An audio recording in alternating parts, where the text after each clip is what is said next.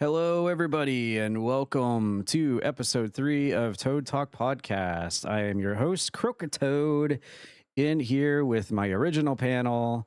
I'll bring them in just a moment, but before we get into the introductions and stuff, I just wanted to thank everybody on their feedback on the first 2 episodes. Of course, you can always check us out on YouTube, Spotify, or Apple Podcasts. We've had a lot of feedback on the different platforms, and I've been asking a lot of people for their feedback, and I really appreciate that. We're going to try to do better, and we really trimmed down last week's episode, and we're going to hope to keep that here, even though we have a ton of sports to talk about from last week. But yeah, we are back to our original panel, and we're going to bring them in here. We got Jeremy back coming in for episode 3 here. What up? You all good after the old salmonella outbreak last week? I'm good. I'm not sure about my toilet. As I would expect.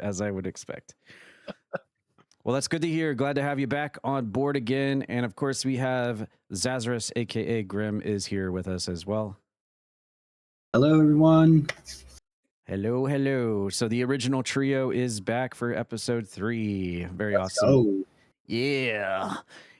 All right, well, we're going to start off the podcast like we always do, and that's with your BYON segment, Bring Your Own News segment. And I would be remiss if I didn't bring this up on the podcast, it being the 1-year anniversary of my incredible incident that took place back on March 14th, 2025. As everybody knows the story, but it was the 1-year anniversary back on Friday.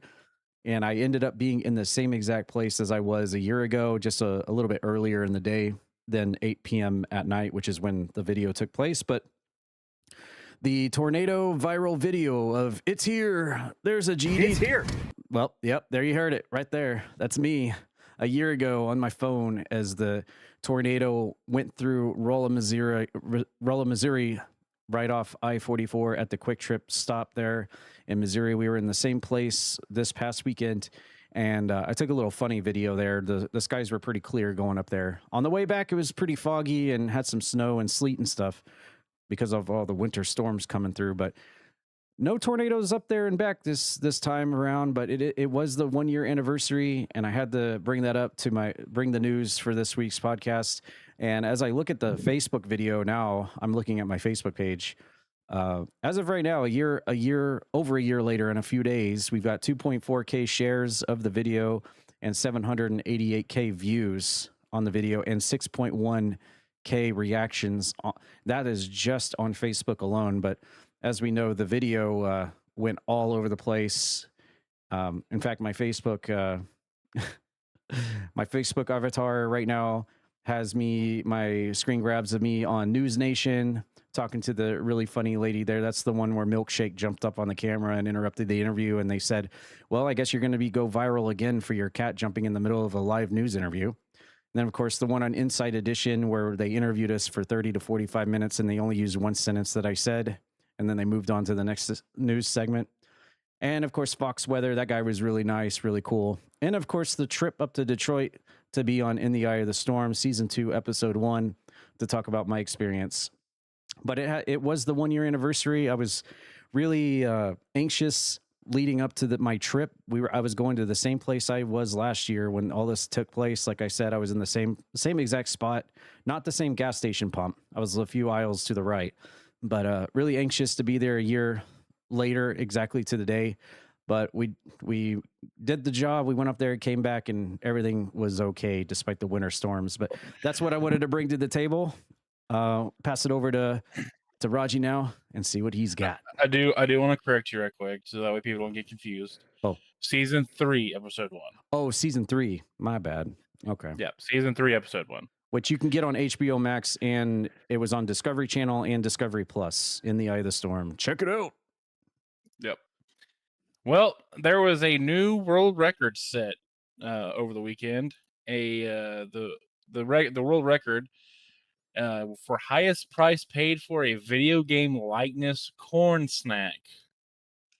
The record-keeping organization said Golden Auction's March 2025 sale of the Cheetozard ended in a final price of $87,840.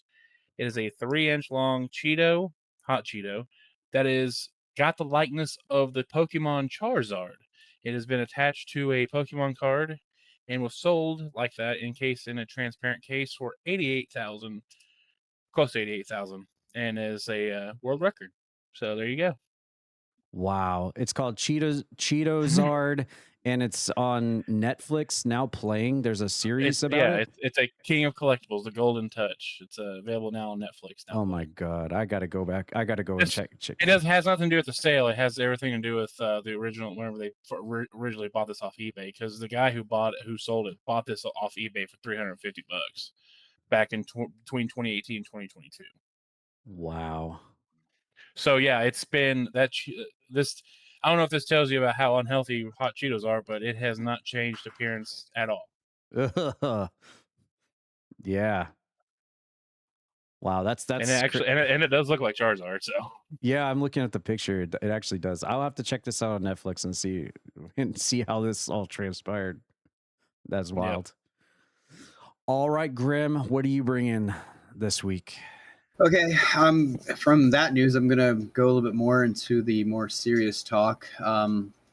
Obviously, last week, not sure if anyone saw or not, but a referee got injured during a match in wrestling. I know we're kind of like a wrestling thing.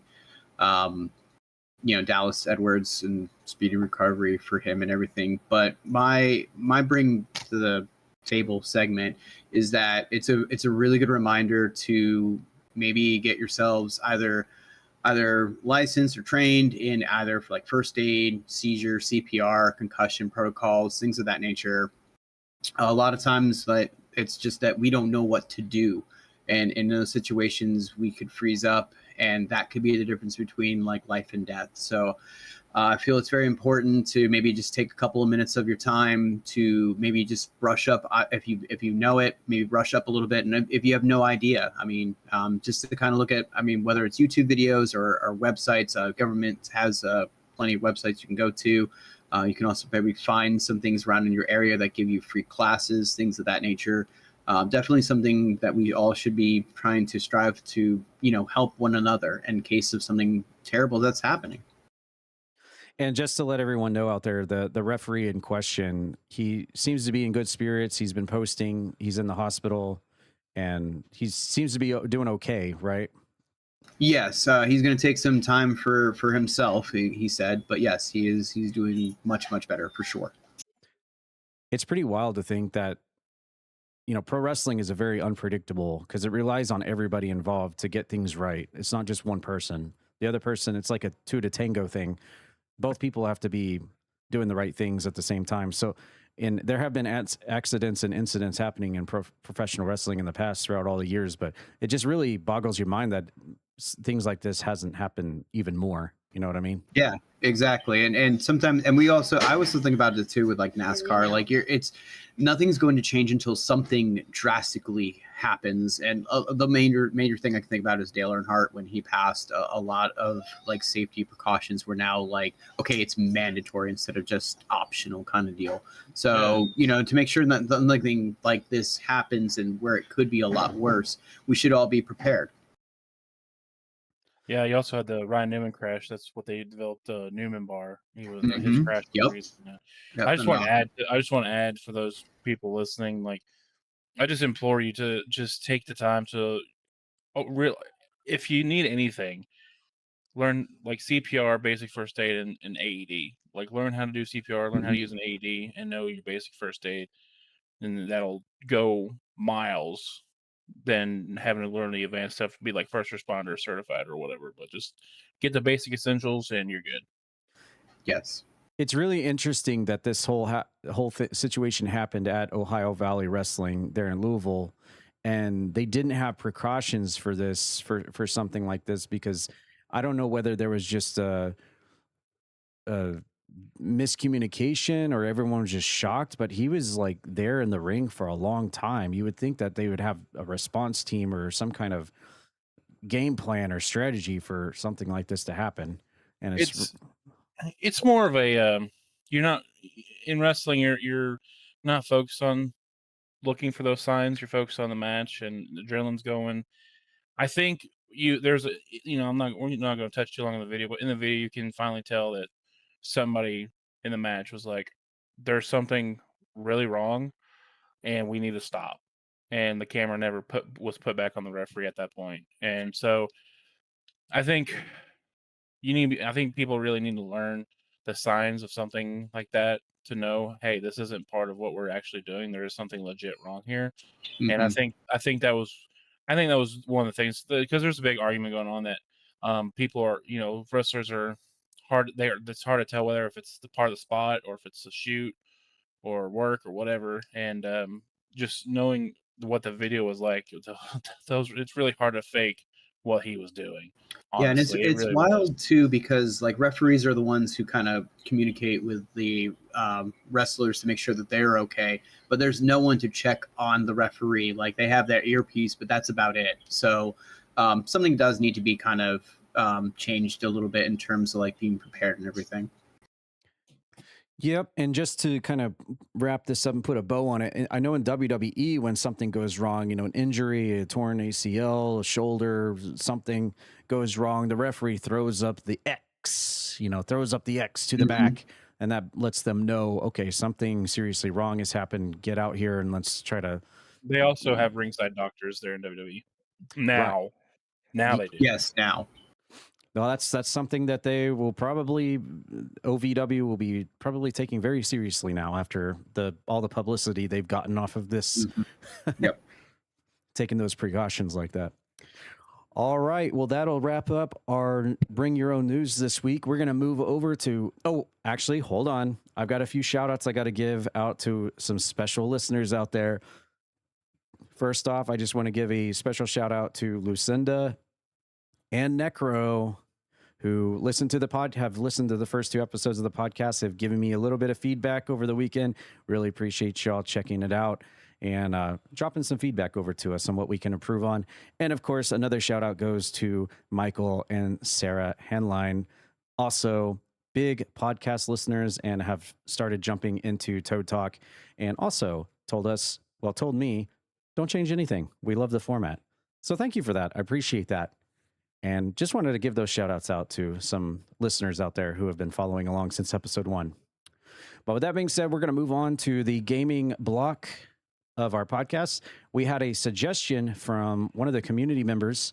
Asterial wanted us to take a look at the new Diablo 4 Season of Slaughter trailer that's coming out with a very special guest from another gaming franchise that's going to be joining in cosmetically into Diablo 4.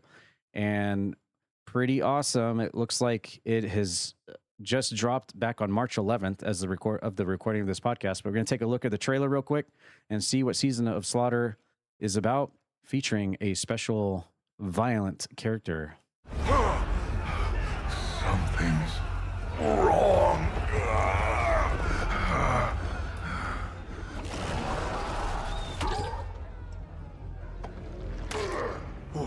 What's happening? You can smell it. Yes. Fresh meat.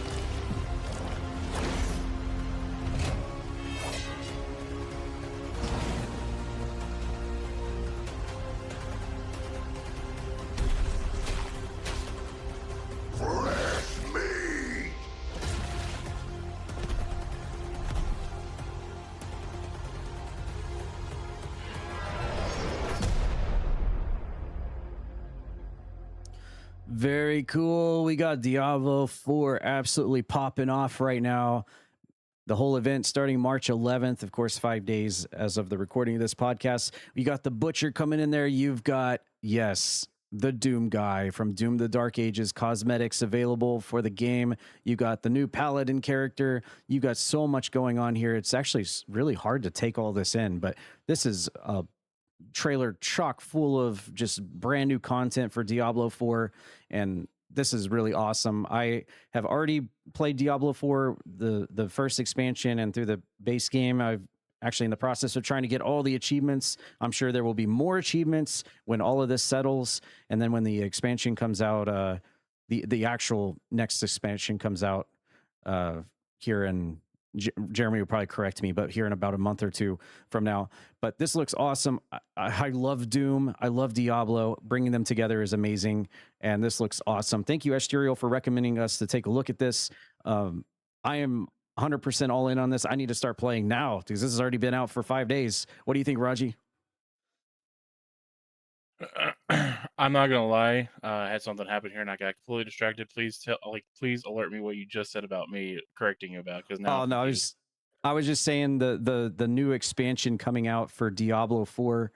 I was unsure, but I can actually look it up right now. It's actually going to be April 28th. At least that's when I'm going to be streaming it. The Lord of Hatred expansion for Diablo 4. I will actually be live streaming it on my Twitch channel, twitch.tv Croakitoad, on Tuesday, April 28th.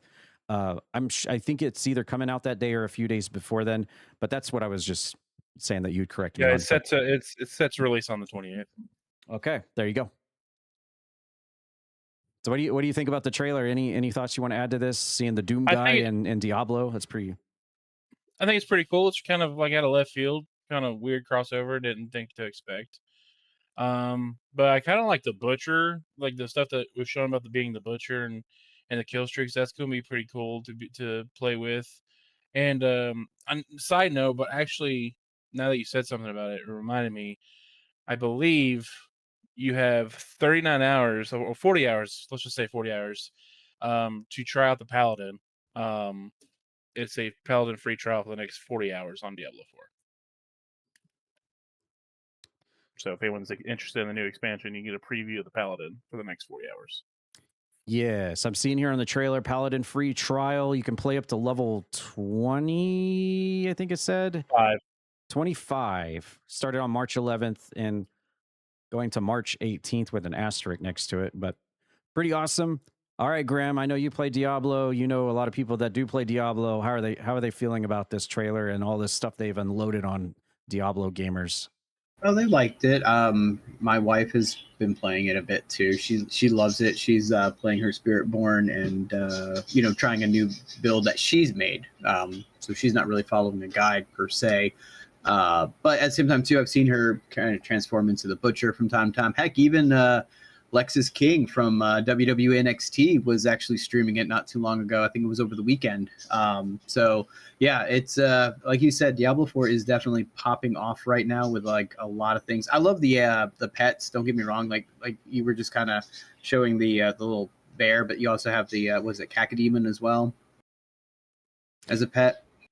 Yeah, there's a lot of Doom rewards in that you can earn, from pets to cosmetics to weapon cosmetics to skin. Looks like skins for numerous different classes. I think I see a Necromancer Doom Slayer skin here. There's a Barbarian one, I believe. Yes. So yeah, I mean the weapons look amazing. They look pretty sick. And this is pretty much like a crossover that was just like a match made in, well, I guess hell. But like, this is they did a really good job. It looks really cool, really, really sick. And I mean, you get to play as the Butcher. I mean, that's kind of cool too. It'd be cool if we could play as a witch doctor again, but whatever. It's fine. It's fine. This is just one of the cool things that I really like about having all these different game franchises under the same roof. If you had told me 15 years ago that Doom would even be remotely on the same island as Diablo 4, I'd say, yeah, you're whatever. But id Software has transformed into Bethesda, therefore ZeniMax, therefore Microsoft, therefore Microsoft owns the entire household and can do things like this Diablo for connecting with Doom. So that's really cool. I do want to add something, and I don't want to touch on it. I just want to say that, you know, we're saying this is a weird crossover. I just saw another weird crossover that's going to be happening, or it's currently happening. And I'm only saying because it's weird and we don't have to touch on it, but World of Tanks and Mafia. Wow, that is kind of a weird one. That I just saw that. I was like, oh, it must Sounds be the like time something weird for a crossovers. future podcast. Yep. All right, well, that looks amazing. I mean, Diablo 4, you already had me all in on that. Like I said, I'm very experienced in that. I've got almost all the achievements. I think I only got 3 or 4 left right now, so that's how invested I am into Diablo 4. I love streaming it. I love playing it with my fellow Croakitoad community members out there, and of course, Doom. I'm in on Doom no matter what it is. So this is a double positive for me. I can't wait to jump into this and give this a whirl. No pun intended with the barbarian tornado whirl. Haha.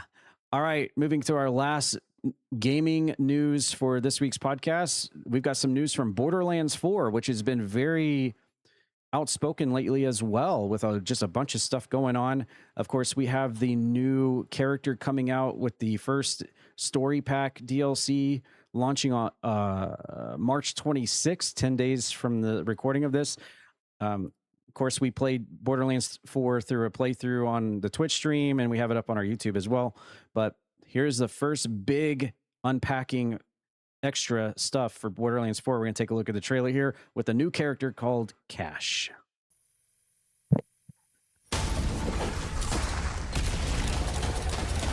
Nothing to fear. Nothing to fear. The game is not over.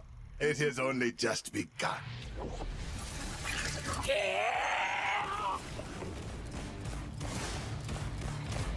Good luck dodging this! I do my best work in the space between hope, luck, and talent. Surrender, interloper. Has something up your sleeve? I certainly do. Big money!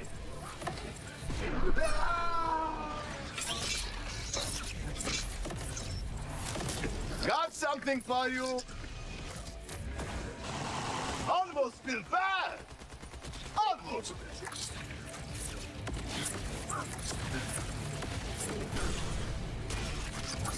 Steeping with power. Just die. You are out of luck, my friend.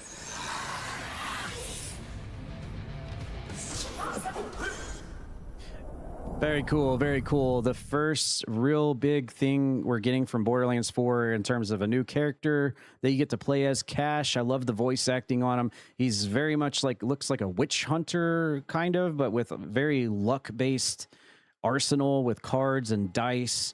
And one of the biggest things that I really enjoy about this new update coming out wasn't really touched on in this trailer, but something I saw from Randy Pitchford's social media, I believe, in fact, was that they're trying to fix the cross progression issue that they've had on Borderlands 4. Like, we've played this on our Twitch channel. We defeated the game. And again, just like Diablo 4, I've only got a handful of achievements left on this on the Xbox, but it has always been a pain to be the host of the game. But other people in the Croakitoad community, my progression doesn't share with their progression. And then the second they leave my game, they're back to square one again. So that was always kind of an annoyance to us. But I've heard that they have been looking at this as an issue, and I think they're going to try, from what I saw, they're going to try to fix that cross progression issue once this drops. But yeah, the new character, full of excitement, looks really cool. I know Borderlands 4 had a little bit of a at launch from a lot of people,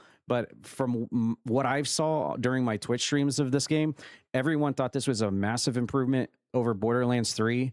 I didn't really hear anybody say the Borderlands 3 story was really satisfying. So I think a lot of people really enjoyed jumping back into this. They basically took the best elements of the third game and made it better in this one. And now they're coming out with their first big update to the game. I will definitely be on board with this just because I'm kind of stuck in it with the achievements. But what do you think on this, Raji? Does this make you excited for the new character coming out for the game? Yeah, I'm definitely gonna probably create cache and level them up and go through the whole game again. I still need to beat Borderlands 4, to be honest with you. But I do like the whole dice and cards and the special with the over-the-shoulder third-person camera and guns. So it's gonna be interesting. Also on top of that, we're getting this is part of the story DLC, so it'll be fun to go through that as well. So we're getting double whammy, a new character and more story. So it's gonna be fun. Absolutely. Yeah. And Grem, you joined us a little bit on, I believe it was Borderlands 1. So you didn't, I don't think you played with us on Borderlands 4 because of the camera angle, No. but I know you have seen this game. You're around it a lot with Ash and watched us play it. What are your thoughts on this one? So I'm kind of thinking just more or less on like the gameplay aspect too with Cash. What I do find interesting, and they kind of showed you, was like the card thing, like the sleight of hand, where if you noticed, it's random on which like cards he's holding when it comes to like his left hand and his right hand.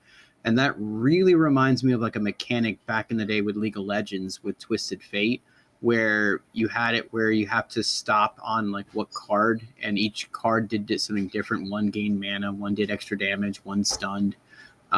So I'm looking at that as kind of like potentially something that can break out a little bit more into like these games like Valorant and everything, where it's kind of like, hey, it's kind of like almost chance in a way on what you have, rather than like it's just strictly okay, yeah, you're gonna always pull this card kind of deal.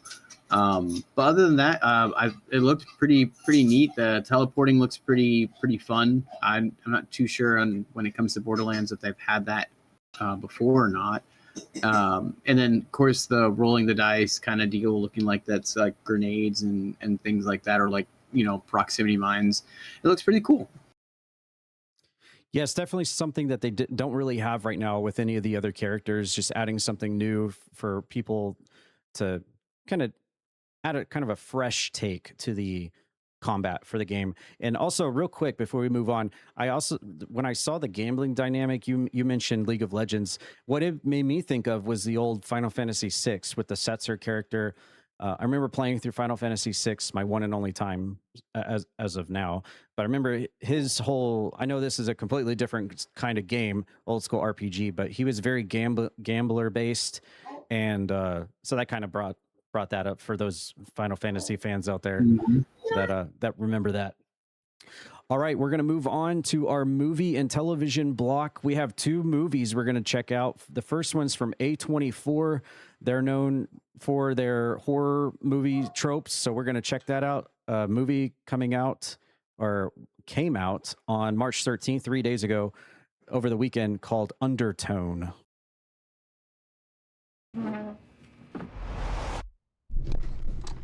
Welcome to the Undertone podcast, where we talk about all things creepy. I'm your in-house skeptic, Evie Babbage, and I'm joined by my believer co-host, Justin Manuel. You're gonna love this. I got something juicy. Ooh, do tell. 10 mysterious audio recordings from an anonymous email. Let's keep an open mind, Evie. Let me guess, it's a demonic possession. Okay, easy, all right.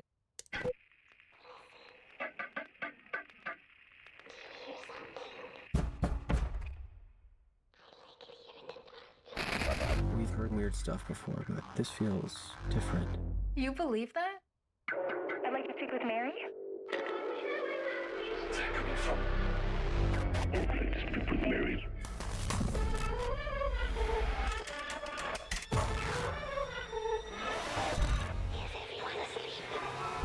What if it's a warning?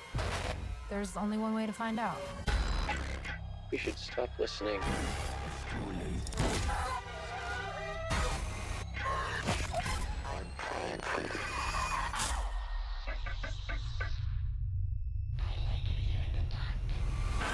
What were you thinking? You shouldn't have listened to all of them. It's what she wants.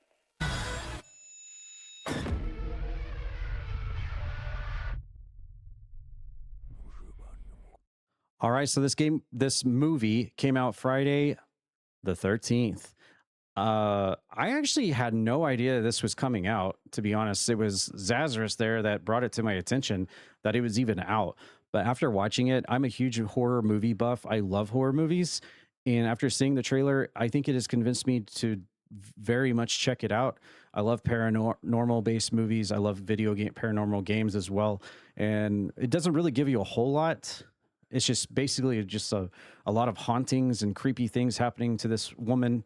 And in the trailer, it doesn't give you a whole lot to go off of. But so far from what I've seen it, I am definitely willing to give it a shot. And hey, I'm a sucker for horror movies. I know the other two guys here on the podcast aren't, but that's what makes this dynamic so good is some of us are fans of some stuff and some of us are not fans of other stuff. So what do you think, Raji? You going to go see this in the theater tomorrow night? I'm not a big theater goer, but whenever it definitely gets put on, streaming platforms, I will definitely look at. But one big thing I like is it's an A24 film, and I know A24 has made some great films for being an independent film company with some big names. The latest one, with The Rock. So I think it's gonna be great. I know there's a lot of horror fans out there. I think we'll give it a good chance. So Cool. And I know that Zazarus is for sure going to go see this in theater tomorrow night. I was actually getting dressed now so that I can see it after the podcast. I'm going nice. faster than you guys, come on. No, probably gonna wait on this one for sure. I did find it interesting though that we just started a podcast and now there's a horror movie about a podcast, which I thought was kind of funny. And I heard the door knocking and I literally just immediately thought that somebody did the knocking door sound on your stream. And I kind of was like, wait, what? I was like, oh, wait, no, we're doing the podcast. You're not streaming currently right now. Kind of interesting. I kind of hope that it's almost like a little bit like a, I don't want to say like Freddy Krueger kind of deal. How it was like in your dreams kind of deal. This is more or less like in your ears, in your head, kind of a mix. So definitely a lot better than the movie Nope. I'll give it that. Or at least what it sounds like right now. So, but yeah, I'm not much of a horror buff, but it looks pretty interesting. Oh, I said that. It definitely looks interesting. Yep. I think we might have to have a movie night in the very least in our server for this. Maybe. And maybe if this podcast continues on the scale that it's going, maybe this podcast, maybe Toad Talk itself will eventually become haunted. It already is. Raji came back. Oh, right. We thought we got away from him, but he just ended up coming right back, just like salmonella. Yeah. Oh, I hope not. It's a one-time deal.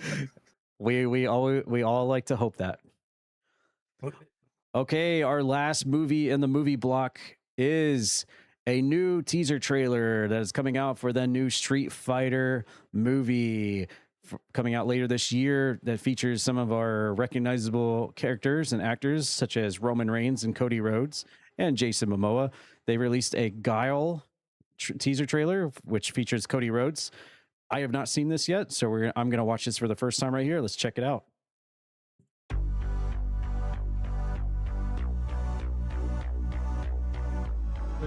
We wanted to officially invite you. Do you accept a fight? Yeah. All of us, we're going to do our best to honor the characters and to bring them to the life in the best way they've ever been born. Ever.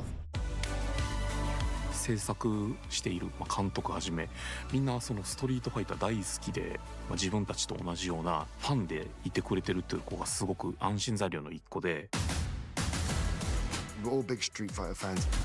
I played it on my PS4, my PS5. I was obsessed with Street Fighter. I just hit the button so fast and then see what happens. すごく難しいことをすごくスマートに達成してくれてると思ってます。自分が知ってるストリートファイターはこれだ。Nakayama knows Street Fighter better than anyone. Here's the guy who brought us a modern Street Fighter and he wants to play. Good luck. But it's definitely no fair. He knows things. It's okay. Yeah, one more.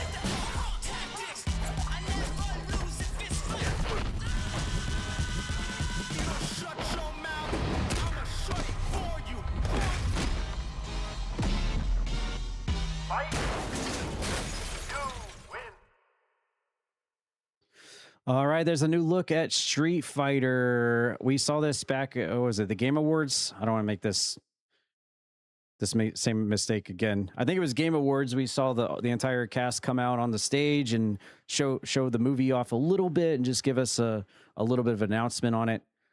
Looks like it's October 16th. Friday, October 16th is what I'm seeing on the trailer here for the movie release. Now, before I really get into what my personal thoughts on it, I have to be honest that I've seen a lot of like really bad feedback on this movie on YouTube from critics. Just I don't know if they're just like really hardcore true Street Fighter fans out there. They just weren't really happy with the casting for a lot of these characters. Like they were hoping that a lot of the characters would be true to their, you know, where they're from, because Street Fighter is all about bringing fighters from all around the world and different countries and ethnicities coming together to choose them to fight in a world combat stage. And I don't know if they're just being like too nitpicky, because we know how video game movie crossovers have been since the beginning of time. So maybe they're just looking at it too deeply with a microscope. But there's a lot of like really bad feedback that I've stumbled across. I'm not actually like trying to find it. It just stumbles across my YouTube rabbit hole of people just being really disappointed in some of the casting for the characters that are supposed to be from here and have this kind of background, but the actor that is cast as this character doesn't have any of that. And where's the legitimate representation here? So I just wanted to bring that to light. You guys can offer your thoughts on that if you want, but my personal thoughts on this: I will go see this. I think it's very tongue-in-cheek. I think it makes fun of itself for being a video game movie, but it also brings a little bit of level of hype to it that wants you to see how it's going to play out. And I will definitely give this a shot. I will definitely go watch this. I had Street Fighter 2 on the original Super Nintendo, the original Street Fighter 2. And I remember playing it as a kid, and I wouldn't say I'm a huge super mega fan of Street Fighter, but it's always been in my childhood and as a gamer throughout the years. And of course, we always remember the one with Jean-Claude Van Damme, that movie. And I have a love for that movie. I know a lot of people give it crap, but I really enjoyed that one too. But we'll see how this one goes. I'll definitely give this a shot. And it is on my radar. But what do you think about all this, Raji? I don't give a rat's ass about who they casted for these characters. I don't know why people make a big stink about who gets casted. Yeah, some people might have been better casted, but those people probably were offered and said no. Life goes on. Move on. Go watch the movie. Give your honest opinion about the movie. Don't be crapping on it because they didn't get your favorite actor or actress. They probably said no to begin with. So that's my take on it. I'm going to watch it. I'm going to enjoy it.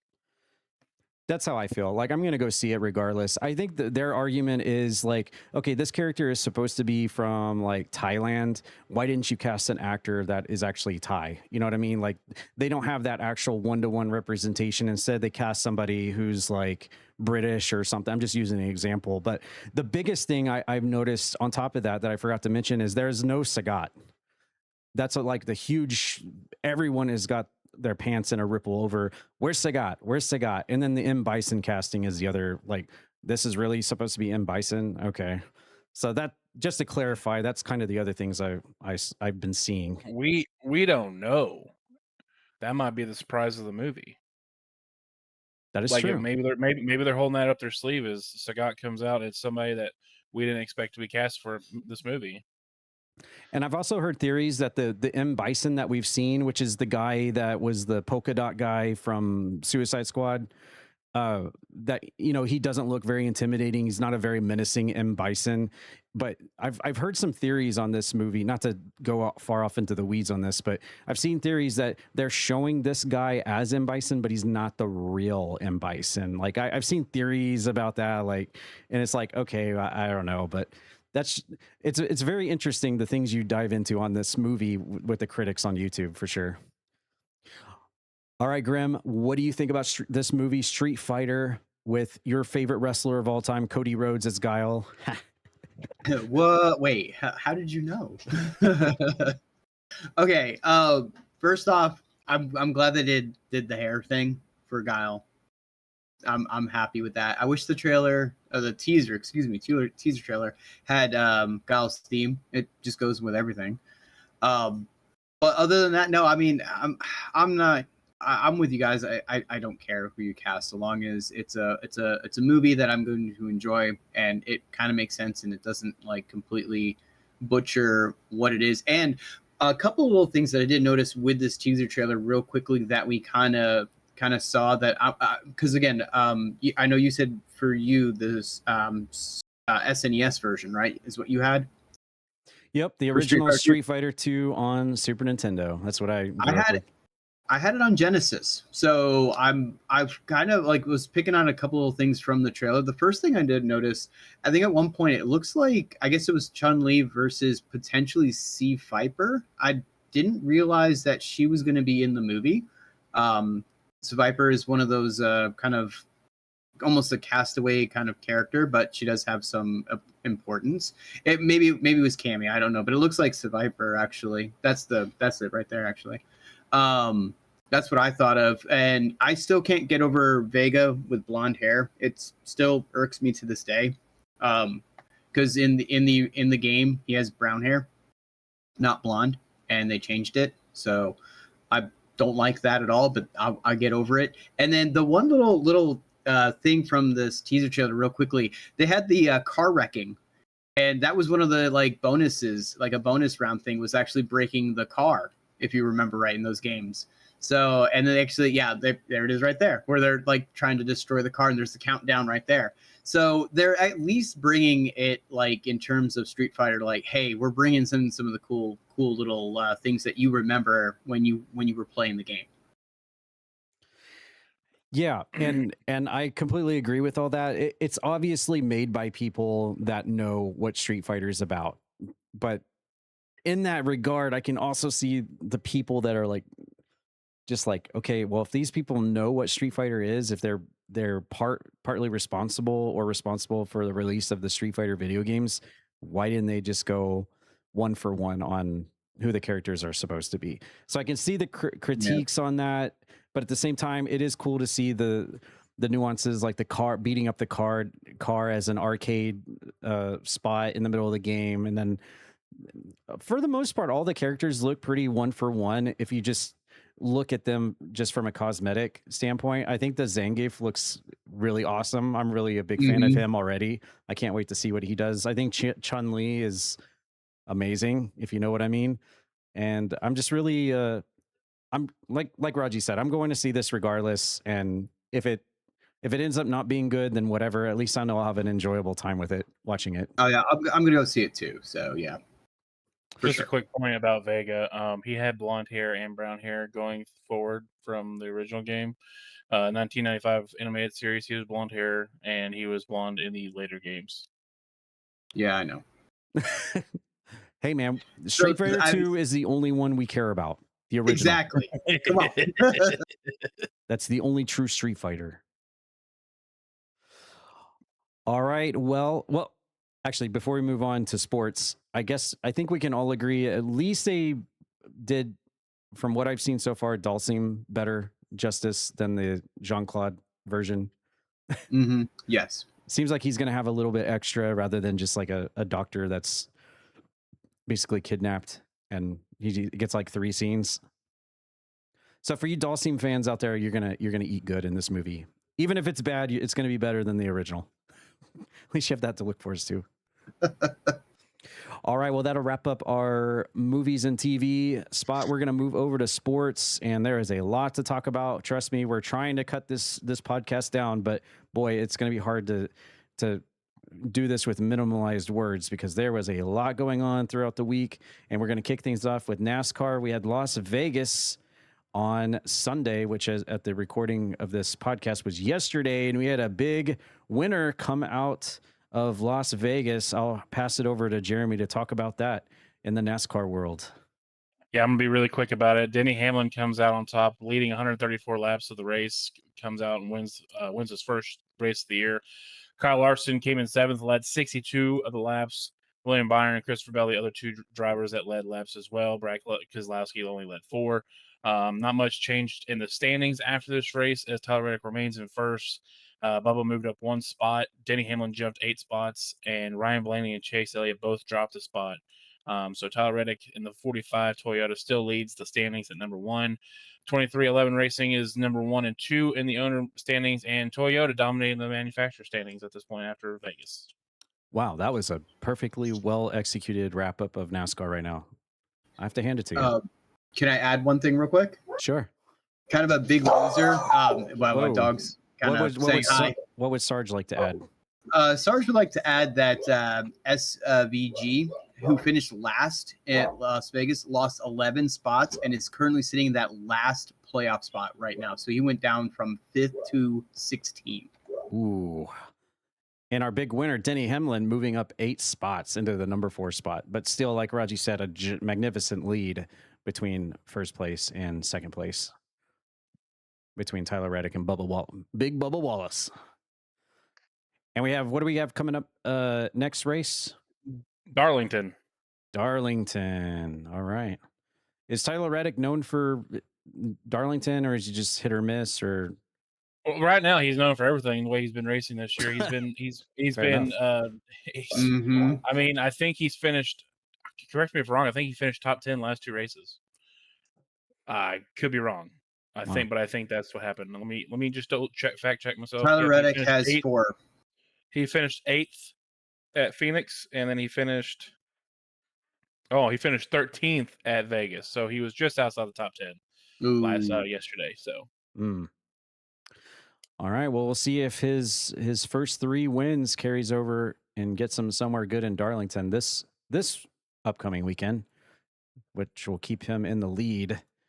Or will someone else catch him on that 255 points that he has right now? All right, NASCAR World race number 6 of 36 coming up at Darlington. All right, moving on. We're going to just kind of lightly glance over some news in the NBA right now. And my favorite team. We just know what you want to talk about. Oh, yeah, absolutely. Don't lie. My favorite team of all time right now, not doing so good in the Western Conference, the Sacramento Kings, and currently in last place. Nah, who am I kidding? We're talking about the OKC Thunder, baby. Last year's NBA champions, looking amazing right now with a 53-15 record, number 1 in the Western Conference. The Spurs in second place, and the Lakers in third. Right now in the Western, looking from what it looks like right now, the Pistons currently first place on the Eastern side, Celtics in second.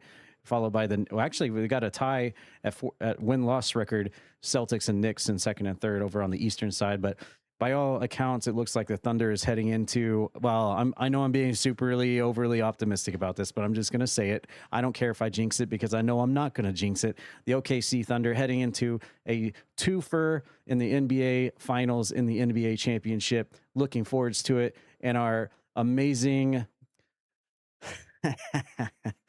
Man, before you touch on that, let's just say something real quick. Okay.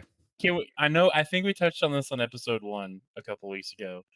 But if you look at the Eastern Conference, the team who played OKC in the NBA Finals is dead last in the Eastern Conference at 15-53, and they're already eliminated. They're officially eliminated from the playoffs. That just tells you how bad they are suffering because Halliburton is still out from his injury, I believe, that occurred in the finals. Yes. So that just tells you that one player can make a difference, I guess. And that was terrible. Like, as an OKC fan watching that, because I think we all watched it on Discord last year while it was happening. As an OKC fan, I was like, okay, this is going to really definitely help us. I wasn't rooting for him to get injured or anything like that, obviously. And I felt bad for the Pacers fans who made it all this way to get there. But as an OKC fan, born and raised my entire life in the state of Oklahoma, getting our first national championship that it wasn't college football or anything college and in a professional atmosphere, I was like, heck yeah. And we actually did it. And I was just super happy. But I really feel bad for Pacers fans out there because, man. I will say that on January 23rd, 2026, in Oklahoma City, Oklahoma, the 10-35 Indiana Pacers went in, and defeated the 37-8 Oklahoma City Thunder 117-114. Look, so they got that going for this year. Look, man, they sent in their fifth string. They're like, look, they told all the front line, they told Shy, they told everybody, like, just don't even show up, just stay at the hotel. We got I'm gonna this. give you the perfect segue because SGA would go on to score 47 on Indiana Pacers that day. And with that being said, it brings me great joy to talk about this. I love this. Yes, I'm warming myself up. SGA, the news and the talk of the entire NBA. It's here. It is definitely here. You might as well just call him King SGA at this point, as far as I'm concerned, because look, I love Michael Jordan. I have much respect for him, the greatest basketball player of all time. But SGA, he's coming. He is coming, and he is here because SGA over the weekend breaking a 63-year-old NBA points record, which was previously held by Wilt Chamberlain. And as it stands right now, he is still on a roll and breaking that NBA record. Barely, but he literally scored only 20 points yesterday. Well, he was probably like, well, I got the record now, so I can kind of ease up a little bit on these guys to not make them look so bad. But man, I love this as a Thunder fan. I love this as being an Oklahoma resident. I love this. I'm just trying not to overhype myself and if something bad happens and get super disappointed. But I love the news of Oklahoma getting all this exposure and everything right now for the Thunder, and the whole team is amazing. And I just love it right now. I can't wait for the finals already. I know we're getting a little bit ahead of ourselves, but I feel it in me bones. I think we got this, and I think we're looking good right now. Hey, look, I'm a OKC fan too, just because my boy Jalen Williams plays for him, coming from Arkansas. So he's another good one up there along with SGA. So yep, absolutely. Can I add one little thing for the NBA too? Sure. While hopefully you're done with the OKC. I will never be done with the OKC. Well, I'll give you a minute. Okay. On March 10th, not to also shy away from this as well. In Miami, Bam Adebayo scored 83 points in one game. That is the second highest in NBA history. He passed Kobe Bryant, who had 81. Who'd they play? They played. Oh, you're gonna love this. They played the Washington Wizards, who are also eliminated. That tells you everything right there. Who also is eliminated from the playoffs, mind you. But at the same time, too, I mean, scoring 83 in a game is pretty wild. It looks like he had 43 points by halftime. He scored 31 in the first, 62 at the end of the third quarter, and of course ended up with 83. So, record-setting week for the NBA. And of course, the NHL is also getting closer to their playoffs as well. Well, boys, we'll see you at the NBA championship. We'll see you there. Oh, well, you won't be going against the Pacers. I really apologize, Pacers fans. I really do. We're not bullying you. I don't. I'm a Knicks fan, so I don't. Oh, okay. Well, you have a personal stake in it then. I do.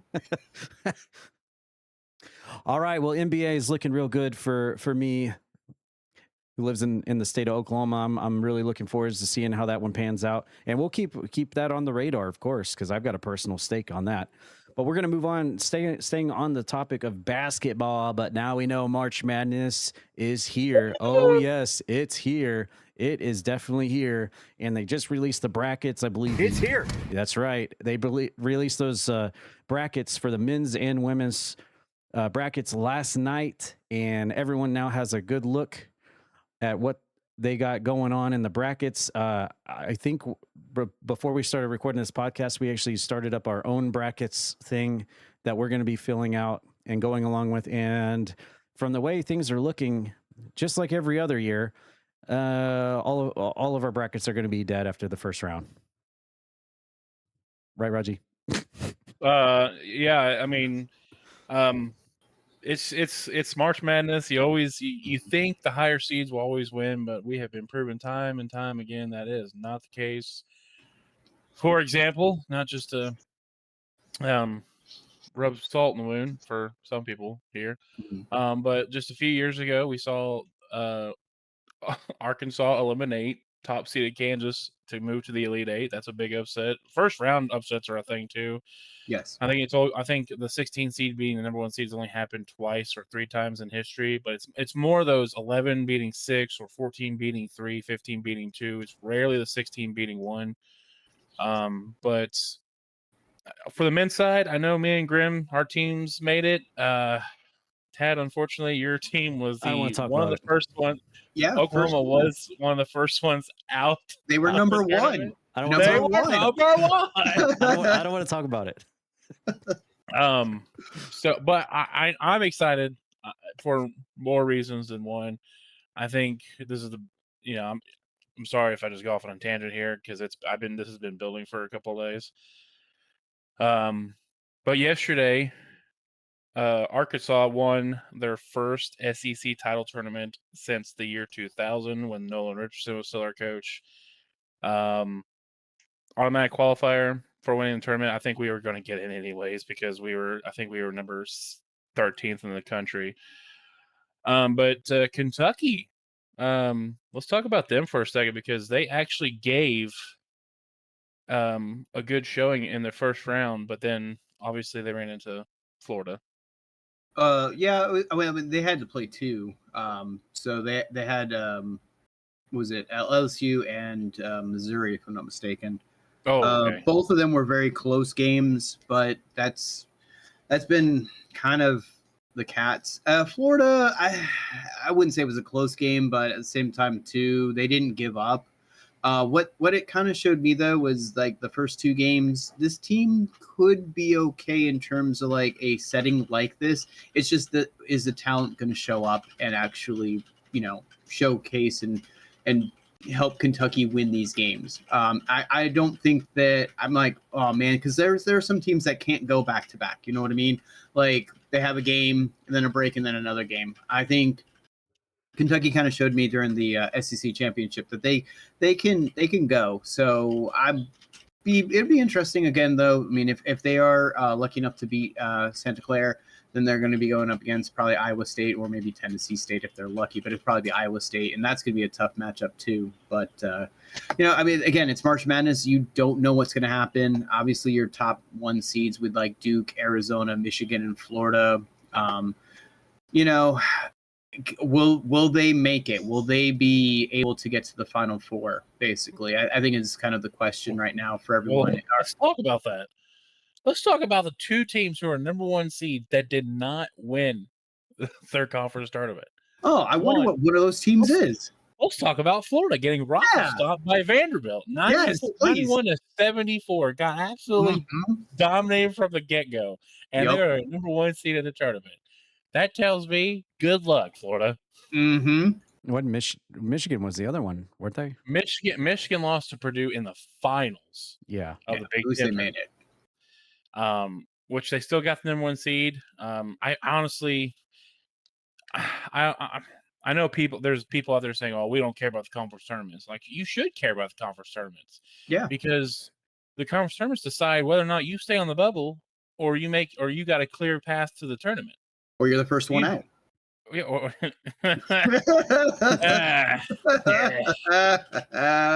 Sorry about that. 82-79. It's here. Honestly, if Oklahoma would have beat Arkansas and then lost the next round, I believe Oklahoma would have made it inside the tournament. Barely. Barely. Arkansas had their spot secured, I believe, without the tournament win. So I apologize to Oklahoma fans. Not really. Screw you guys. Moving on. Wow. Yeah. What are we excited about on the women's side? Oh, we're definitely excited over here on the women's side for sure. I think the women's side is actually a much more exciting and going to be a a way more exciting bracket to see close all the way to the end, considering the fact that Oklahoma and Oklahoma State are both in the women's brackets. So that automatically makes the women's side much more appealing and amazing to me than the men's side. I also see UConn being a number 1 seed, and that's pretty, you know what else I see is oh no, I don't see Arkansas or Kentucky. Oh, you don't? Because maybe if you look Kentucky, to the right, Kentucky and they're number 5 seed. Oh, they're way down there. Oh, okay. Sorry, I missed that. Yeah. Oh, like I'm not going to talk smack. Hold on, a number 4 seed saying, "Oh, all the way down there to a number 5 seed." Okay, I mean, you're below. You're way down there. You're below. No, we're one. You're literally down. you're across the bracket from each other, like almost. Yes, exactly. Like I can look. I'm actually looking down at you. All right. Yeah. Sure. Well, we'll see. But we'll see about that after the first round. We'll see who's still in. Okay. So when Idaho wins, and we come back. I didn't know Idaho even had a basketball team. Well, they have. I didn't even know Idaho existed still. Wow. Dude, I just thought they still had potatoes. And that was it. Dude, potatoes are awesome. Don't. To anyone listening from the state of Idaho, we do apologize for that. It was just a joke. Yeah, jerks. Look, I'm not going to talk any smack because when you finish 12-20 and 150 in the conference, you have no room to talk about anything. So yeah, Okay. our women's team kind of stunk it up this year. Okay, just for the sure fact that I did not know that Green Bay has a college team and it's a women's college team. They're actually in the tournament. Oh, that's kind of. They're actually 25-8. That's insane. Wow, I didn't know that I'm kind either. of pushing for them. And then when they beat Oklahoma State, that'd be fun. No, that won't be fun. In fact, Princeton's going to be Oklahoma State. What are you talking about? Oh, my bad. No. What I want to talk about is going back to the men's side and my prediction for the. I'm going to lay down my prediction for the championship right now. Okay. I'll tell you who's going to go. I'll tell you who's going to go to the championship right now. This is my prediction. I'm laying it out right now. All right, on the left side bracket, you will have McNeese in the championship, and they will be taking on Hofstra. That will be your championship NCAA men's basketball final. McNeese versus Hofstra. Mark it down here. I know you're all laughing at me. You're like, what? Huh? What? I'm more stunned than anything. Yeah. Well, I'll be. Yep. You will be stunned when they go head to head at Lucas Oil Stadium on April 6th. And you'll be like, dang, that Croakitoad guy, he was right. All I've got to say is that the fact that you are dismissing High Point on that right side of the bracket is kind of concerning. But other than that, hey. Hey, they're not going back past second round. I don't know. Not in my bracket. You have Hawaii beating Arkansas, don't you? Actually, I have. What a jerk. I have Arkansas meeting Hofstra, but they're just not going to be able to beat Hofstra. I'm not gonna lie. I'm just. You can call me biased. I have Arkansas meeting Kentucky in the Final Four. That's insane. I don't think Kentucky will make it to the Final Four. I'm a fan of Kentucky, but I don't think that's going to happen. It is destiny. Every time Arkansas is in a spot, something that I think is destiny happens. For example, Arkansas playing Duke in the Elite Eight for a chance at the Final Four. Obviously, we lost. But I think this is destiny. Arkansas playing Kentucky in the Final Four. Calipari playing his old team for a chance at a national championship spot. Destiny. I think pure cinema. It's going to happen. I would hope so. I honestly value and see more like Alabama or Tennessee in that spot rather than Kentucky. But if it is Kentucky, then I will be all smiles and it will be a war on this podcast. Yeah, boy. And you know what? Not to burst any bubbles here, but I actually kind of see Gonzaga or Purdue in that spot. Sorry, Arkansas, you can just stay home. Bursting bubbles, you know about that. The problem with the national championship is we'll know who's playing for national championship, but I don't know when are we just I know this is off topic, but when are we deciding to do the podcast that Monday since Sunday is Easter? Well, just because the national championship game is on the 6th. Yep. We'll have to figure that out. So if we record it on the 6th, you might as well dedicate it all to the national championship game if one of us makes it, because that's all we're gonna be focused on. Oh my God, I'm not gonna hear the end of it if it's one of their two stupid teams that I don't care about wins. And you know what? We're not going to hear from you apparently. Yeah. If McNeese or Hofstra wins, you won't ever hear the end of that. No, yeah, we won't hear the end of it from you. Yes. yes. I'm sorry. Is McNeese from Oklahoma? Are they in the state? Let me see where they're at. Hold on. This might. I love McNeese is in Louisiana, and Hofstra is in New York. Get out of here! Hey, man. It doesn't have to be from the state of Oklahoma for me to like them.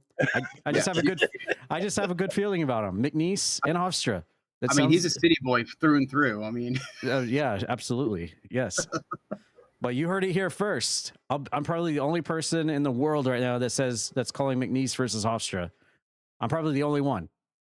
I swear, I know I'm probably the only one, but I'm calling maybe. it. Yeah, I might be. All right. Well, on a side note. Hang on. I'm sorry. Go ahead. Were you about to move on to the Yeah, we were about to move on to professional wrestling, my dude. Yeah. Well, before you do that, we're still hanging. The 2026 NCAA Indoor Track and Field National Championships was over the weekend in Fayetteville, and your host, Arkansas, won the men's side. So we can move on now. You know what I think about that? Nobody cares. Moving on. Oh, maybe that's going to be the only win for a couple of weeks. Ooh. I'm kidding. That's awesome though. I'm glad that Arkansas. I'm glad we're good at something. Yeah. Right. Yeah. Oh man. All right. Well, that's basketball. Obviously, we get a little wild and woolly talking about it because it's the madness, baby. It's the March Madness. Everyone who's a sports fan loves this time of year. You got so much in sports going on, whether it be NFL coming around the corner, bubbling around. You got the combine coming up here pretty soon around the corner for NFL. You got talks in the combine has actually happened already. Oh, it has already happened. We have the draft coming up next month. Oh, that's what I meant. The draft. Yeah, you got the draft coming up next month. There's just so much in sports right now going on. It's really cool. And we'll be talking about it. All right. Well, speaking of sports, we're going to move on to our last part of the sports, which is the world of professional wrestling. And in our first two podcasts, we really didn't tackle anything about AEW. It's been all just WWE news. So for those AEW fans out there listening, you get to have your flowers tonight, because we're going to just briefly cover the AEW Revolution pay-per-view event that took place in Los Angeles. And the main event was the World Heavyweight Champion MJF taking on Adam Page. But they had a ton of matches on this show, and they had actually quite a bit of news going from top to bottom of the card. Just real quickly, I'm just going to read off the results, and then we'll give our just kind of bullet points on what we think happened. And of course, the two big things that happened as a result of in between the matches. But we had Boom and Doom, Big Boom AJ and QT Marshall defeat the Infantry for the 6-man tag team championships. Sean Dean and Carly Bravo, Shane Taylor Promotions, in a 0-hour match. Of course, Ring of Honor is kind of an extension of AEW. In the second 0-hour match for the TBS Championship, and one half of the women's world tag team champions, Willow Nightingale, defeated Lena Cross. And the third 0-hour match, which is basically, these are like pre-show matches. You had Jungle Jack Perry eliminated last Ricochet to win the AEW national title in a 21-man Blackjack Battle Royal match. You guys can probably answer this when I get done at the end of this, but were there any like special surprises in that Battle Royal, or is it just mainstays on the roster? The next match after that was for the World Tag Team Championship. It was FTR, the champions, defeating the Young Bucks, so they retained the world titles there. We had an everyone barred from ringside match between Timeless Tony Storm defeating Marina Shafir, and I think Tony Storm's like probably the biggest thing going in AEW right now, as just like an outsider fan that doesn't really watch any wrestling right now. But anytime Tony Storm crosses my social media, whether it be like Twitter or Facebook or whatever, or YouTube, it's always money. And I really love what Toni Storm has been doing with the whole timeless thing. So I think she really is like one of the top performers in the entire company right now, in my opinion, as a casual fan, guess you could say. In the AEW Continental Championship match, we had Jon Moxley, who's the champion, defeating Konosuke Takeshita to retain the belt. We had the women's world tag team titles. We had the Megasis, Megan Bayne. I like her as well. And Lena Cross defeating the Babes of Wrath, Harley Cameron and Willow Nightingale. We had Swerve Strickland defeating Brody King in a one-on-one match. Then we had the women's world title match, 2 out of 3 falls match. We had Thekla defeating Chris Statlander. And I actually saw a few clips from that match, and it looks like that went pretty brutal too. I have always been a fan of Chris Statlander. I used to watch AEW in the first like 2 or 3 years that it was on through the COVID era and stuff. And I always really have liked Chris Statlander. So I'm glad she's still getting her recognition in AEW. Then we had the World Trios Championship match. We had Kevin Knight, Speedball Mike Bailey, and Mystico defeating the Don Callis family, which was Okada, Kyle Fletcher, and Mark Davis. We had Andrade defeating Bandito, and it doesn't look like that was for the title. It looks like it was a non-title match for the Ring of Honor World Championship. The semi-main event was a Tornado Trios match. Roderick Strong, Orange Cassidy, and Darby Allin defeating the Dogs, Gabe Kidd, and Clark Connors, and David Finlay, who recently debuted in AEW. David Finlay. And then, of course, our main event, Texas Deathmatch, MJF, the champion, retaining his belt over Adam Page. So that was your results for the card. That was a big card. Lots of matches for AEW Revolution. And again, this is the first time we've even talked about AEW in 3 episodes of Toad Talk. Again, like I said, I don't really watch any wrestling. I don't really sit down and watch it on TV, but I will follow like the Twitter accounts and see the highlights, and if it comes across my social media, and kind of keep up through that way. But there were 2 big things that happened in between the matches in terms of some superstars showing up, and I'll pass it over to Raji to let us know what happened there. Oh, thanks. I appreciate you so much. Well, if you want to talk about the first one, then we'll let Grem talk about the second one. Yeah, please. I will. God. So I will let you have the tag match. What happened there, Grem? Because I'm about to go on a. You're actually going to go on. Okay, all right. I was giving you an easy out, but okay. No. So after the Toni Storm match was immediately over, somebody came into the ring, flipped off the crowd, and then pointed at Toni Storm, and it ended up being Ronda Rousey. And I am just absolutely after the comments she made about how much she hates wrestling fans and how much she just doesn't want to come back to wrestling, to do something like this, it's just like, man, you're just dying for the spotlight. And granted, it could be a big publicity stunt, because I know she's got this big MMA event coming up in a couple months for MVP. I don't know it's the MVP promotion or something for MMA. But at the same time, all the comments you made about wrestling fans, I don't think AEW was the choice, because AEW fans are basically the entire IWC. They are going to destroy you. That is how hardcore these AEW fans are. And just the first thing you do is to flip them off, and then maybe she's just going to embrace the whole heel factor. That'd be great. Just become a heel and hate everybody and do what MGF does and flip off the crowd and talk crap. But I didn't like it. I think she should have stayed away and just focused on what she's got coming up MMA wise. Yeah, I think she's going to totally take this heel heat approach and really just hit the ground running with it, because from the clips that I saw, the fans were definitely not taking to her, and she was just throwing middle fingers up everywhere. And Marina was there with her. Of course, they're friends through the MMA stuff in their background, and they were just throwing middle fingers up to everybody in the crowd there. And hey, you know what? You got heel heat. Hopefully it doesn't become X-Pac heat, but I think for right now, the people, I really feel like the AEW fans love to hate people in a sense of wrestling. They love their heels, and wow, you got Ronda Rousey coming in there. That's too easy. It's almost too easy, but it worked, and I'm interested to see what they do with her. All right, Graham, we had one more big surprise that took place at AEW Revolution, and it involved your two favorite fellas. What happened? Yeah, and thank you, Raji, for allowing me to have this. But during that tag team match with FTR and the Young Bucks, saw the return of Adam Copeland and, of course, Christian Cage. One of my favorite tag teams when I got back into wrestling was ENC in the WWF days. On top of that, too, Christian Cage is still one of my favorite wrestlers.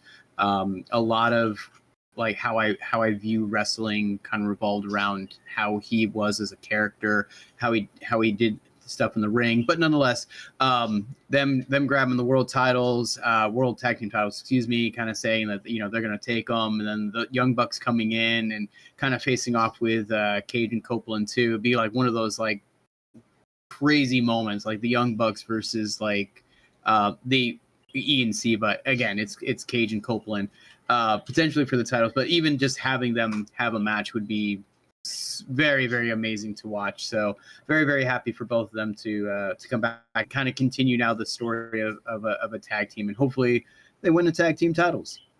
AEW has an opportunity right now, going forward, to book a triple threat ladder match between those three teams. That would be insane. That would really. It would be. Let it be everything we want it to be. A throwback to the original TLC, like just make it a new generation, and just I know it's going to be epic. You're talking about FTR versus Young Bucks versus Edge and Christian. Yes. Yeah. Copeland. I think that would be. I think that would be pretty cool. As long as Cope doesn't jump off the ladder and break his leg again. Yes, we don't need that. Yeah, that I would be interested to see how that one went. I'm really curious, really quick, and we'll get off the AEW and move on to WWE. But they've been banking on MJF as their world champion for some time now, and I think he's the right choice to represent the entire company as world champion. I don't know how often or frequent you guys keep tabs on AEW right now, but who do you think would be a good challenger for him now that Adam Page apparently cannot challenge for the world title anymore since he lost? Like, who could they put in that spotlight with MJF to main event as the marquee match of the company? I have one in mind, but Raji, you want to go first or no? No, go ahead. I got go. You go ahead. Honestly, Swerve Strickland. I can see that. I think I would love to see that. Swerve has really gotten to his own in terms of like his own character, especially with the stuff with Adam Page. So I would love to. I mean, both of them would kill it on the mic. That would be one that I would see like up there to challenge for that title. Yeah, I believe.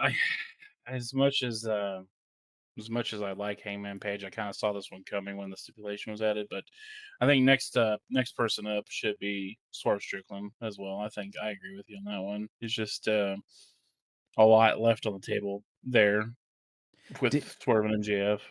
I think so too. I think that's a pretty solid marquee world title matchup. But dare I say, and I think AEW would have the gall to actually do this. And I know she's got her hands full now that Ronda Rousey's in the mix. But dare I say that they actually put MJF against Toni Storm for the world title? I know that sounds ridiculous on paper, but Toni Storm, like I said, I think she is like the money of the entire company. And if any woman could pull off a main event for a world title match, even if she doesn't win, just to bring the legitimacy to it, I think it's Toni Storm. I would love to see an MJF versus Toni Storm match for the world title. At first, I thought you were kind of like, goofing off a little bit, but the more I think about that, the more you might be right. And a lot of people would watch that match just for that headline alone. Just to see the reaction of MJF and Toni Storm interact with each other as opponents, knowing that his world title's on the line against her. It's not even the match we're looking forward to. It's just the promos. Yes. Yep. I think they could get away with it. I know a lot of people are like, oh no, a woman challenging for the. I know TNA did it with Tessa Blanchard and all that, but man, I think Toni Storm has what it takes to be able to crush that glass ceiling and do it. But she's got her hands full right now with Raji's favorite wrestler, Ronda Rousey, right now. So we'll see how that one goes. We'll see how that one goes. But there's your AEW wrap up. It's about time we brought some AEW to the podcast. All right, we're going to switch gears over to WWE real quick. We're just going to quickly run down the Raw results for March 9th and then the SmackDown for March 13th. For on WWE Raw, we had Seth Rollins coming out with a bunch of masked guys, and it was just like a face-off with Adam Pearce. And then we had the Vision, LA Knight, and the Usos all get involved with Seth Rollins with all these masked dudes in the ring to start off the show. And then we had a gauntlet match on Raw. Wow. We had a gauntlet match. Oh, they just had one on SmackDown, a tag team turmoil. Now we're having a gauntlet match on Raw. Interesting. Okay. As you can tell, I watch this every week live as it happens. But we had a gauntlet match to determine the number one contender to AJ Lee, who's now the Intercontinental Champion. We had Io Sky defeat Lyra to eliminate her first off. Then, really? Then she defeated Raquel Rodriguez. Boo. Oh. And then Ivy Nile came out of nowhere and defeated Io Sky. And then Bayley came out and defeated her. And then Bayley defeated Asuka, who came out. And then... Okay, then it was Bayley. So we're going to end up having Bayley versus AJ Lee for the women's Intercontinental title. I could see that. I think Bayley versus AJ Lee would be a pretty solid match for the IC belt for the women's. I'm just a personal fan of Raquel Rodriguez. I think she needs a little bit more recognition as a singles, but I'm sure she'll get that eventually. And then we had Penta coming out to celebrate his win with the IC belt. And then he would later defeat El Grande Americano in a title, or I guess this is not the original Americano. This is the secondary one, but we had him retaining his belt over Americano. And then the original came out and did a little bit of stuff during the match.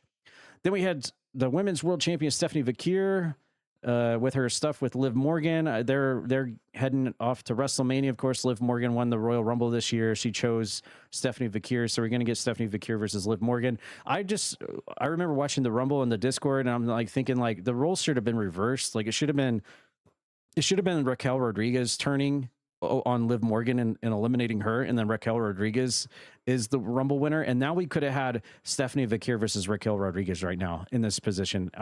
I know I'm probably in the minority on this, whatever, but I would much rather see Stephanie Vakir versus Raquel Rodriguez with proper hype behind her rather than Stephanie Vakir against Liv Morgan. I know everyone's all on the Liv Morgan train right now, but I don't know. Personally, I think Raquel Rodriguez versus Stephanie Vakir seems like a much better match to me, especially when you have the same card. You have Rhea Ripley versus Jade Cargill, but we'll get into that a little bit later. You just have like two heavy hitters in two different women's matches. I think that would be great, but that's not what we got. And then we had Judgment Day betraying Finn Balor. So thanks, Dominic. Then we had Oba Femi defeating Rusev. Oh my God, this guy cannot catch a break. I said on I think I mentioned on the first two episodes of Toe Talk, Rusev is the most underutilized, underbooked, underappreciated professional wrestler in like the past 20 years, who's actually legitimate and could be a main eventer. I'm waiting for someone to correct me. I will die on that mountain, whether it's WWE. I mean, I know he had that good run at the start with the long hair and, you know, with Lana and all that. That was pretty good. Then they turned him into kind of like a fan favorite with the Rusev Day. I was not a fan of that. And then after that, it just went downhill after that, whether it's WWE, AEW, and now he's back and now he's just cannon fodder. And I've never really been a big Rusev fan either. It's just, I don't know. Something about him, he's just not being utilized in the way that he should, honestly. And then to end off Raw, we had the Usos dropping CM Punk. So they had like a little showdown to end off Monday Night Raw, the Usos and CM Punk face to face, since we have Roman Reigns and CM Punk coming up at WrestleMania. But that's basically what happened on this past Monday Night Raw. Do you guys have anything to add for the show? Yeah, I do. The El Grande Americano match, the funny thing behind that is the original El Grande Americano was cursed by Danhausen earlier in the show when he was getting ready to go out for his Intercontinental Championship match. And then in place of him comes out El Grande Americano, the Ludwig Kaiser version. And it's funny that just people are catching that, oh, he was cursed. That's why this El Grande Americano came out instead of the original. So I'm just putting that out there. That's funny. OG was cursed by Danhausen earlier in the show. Yeah. Nice. Real quick, just want to say Ivy Nile looked really good in the gauntlet match. A lot of people were like really impressed. The Seth Rollins thing with the masked men was kind of a fun little thing, like trying to, hide and everything. Finn getting kicked out of Judgment Day was coming. We all kind of saw. I was more surprised that JD kind of siding with Dom rather than Finn. But there's your Mania match, and Please, for the love of God, bring the demon back. Yeah, and then also, Rusev. I feel for him too. That was that. Yeah, He basically just got fed, right? He was just cannon fodder for Oba because Oba's on a roll right now, right? pretty much. Yeah. So, wow.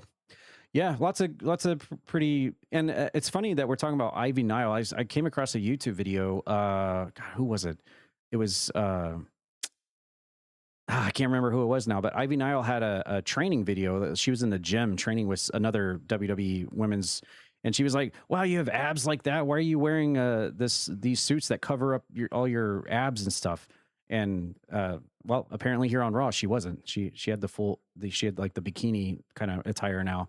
But yeah, that's really cool. I'm glad to see Ivy Nile getting some recognition there. All right, we're going to move over to SmackDown. That was March 13th. And boy, this one had a lot of talk at the, even I heard about what happened at the end of this one.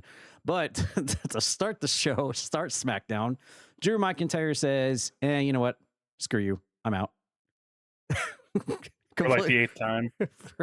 He's like, I'm out. And those who know, you brought it up on episode 1 of Toad Talk. He's about to go film the Highlander movie, so it's a good excuse for him to maintain that heel heat, that he just doesn't care. He's a rebel, and he just pisses everybody off. I love it. It's great. Drew McIntyre quits WWE again. First match on SmackDown, we had Uncle Howdy and Eric Rowan defeating Solo Sikoa and Talatonga, tag team non-title matchup there. So this is a continuation of the what is it? The MFTs versus the Wyatt Six. Interested to see how that goes leading into WrestleMania. Are they actually going to have they confirmed they're going to give them like a big team battle royal thing or not, or what's going on there?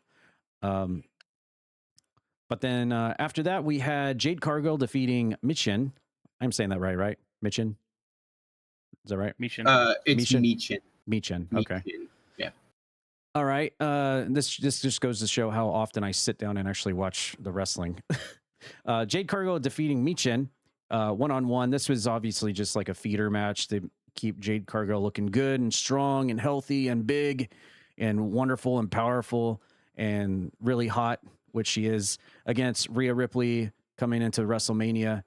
And I feel like she probably just obliterated her, and then Rhea Ripley came out and they had another showdown and stuff, intense confrontation between the two leading up to WrestleMania. This, I think I said on last week's Toad Talk that this is going to be probably the big marquee match of the whole thing. Some people may agree with me, some people might not, but just seeing Jade Cargill face to face with Rhea Ripley is money to me. I think that's amazing. They both look like $1 million in the professional wrestling industry, and I think the match is going to be good if they let them go where they want to go and let them take the seatbelts off. I think that match is going to be awesome. So that's one WrestleMania match I'm really looking forward to, is Jade versus Rhea.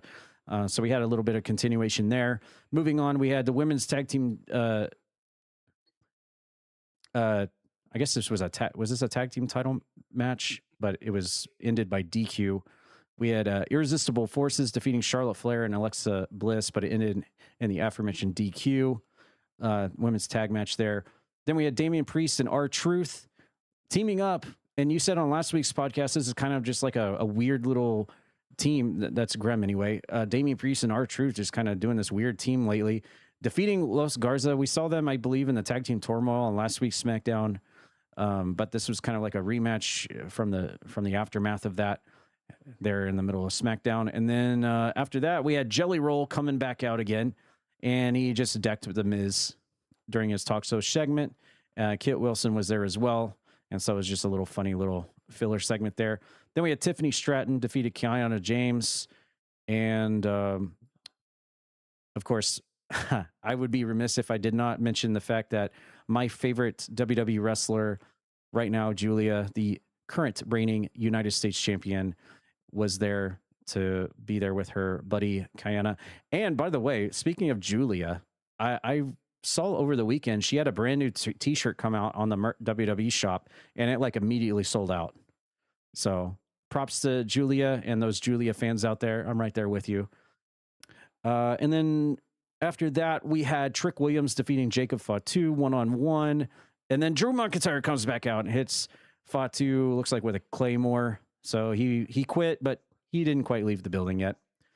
And then after that, to end off SmackDown, we had Randy Orton completely going berserk, going bananas, going applesauce all over Cody Rhodes, turning heel and just completely obliterating Cody Rhodes. You had Jelly Roll out there acting like a murder was being committed. You had who's the GM of SmackDown? Nick Aldis. His name was on the tip of my tongue. Nick Aldis was out there doing facial expressions. Like they were selling it really good. The faces of the staff and the people out there at ringside, like they were watching a murder in progress of something of Randy Orton just beating the holy hell out of Cody Rhodes, still cheering him on the broadcast table and all that. This was something I heard about, even though I didn't watch the show. So, wow, that's pretty big to end off SmackDown like that while we're on our road to WrestleMania 42.